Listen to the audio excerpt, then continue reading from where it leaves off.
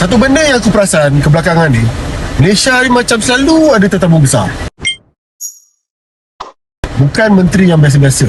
Presiden China datang, lepas tu Presiden US, sekarang Perdana Menteri India pula. Aku terfikir, kita ni negara kecil tau. Yang datang ni negara power-power. So bila ada orang cuba nak play, jawapan aku simple je. Kalau tak penting, takkan mereka sanggup datang. Di bawah kerajaan Madani, dipimpin PMX, Malaysia semakin dihormati. Dengan India, apa yang dibincang? Confirm lah, trade, pelaburan, keselamatan, teknologi semikonduktor. Tapi ada soal, rakyat tak dapat faedah pun. Itu adalah bual orang yang tak faham konsep diplomatik dan ekonomi geopolitik. Bila ekonomi bergerak, bila pelabur yakin, bila negara luar percaya, impaknya pada rakyat. Kerja ada, peluang pun ada. Kalau negara besar datang jumpa kita, maknanya kita ni ada nilai. Kau boleh kritik kerajaan, itu hak engkau. Aku pun bukan jenis yang telan bulat-bulat. Tapi benda yang betul, kita kena berani cakap betul.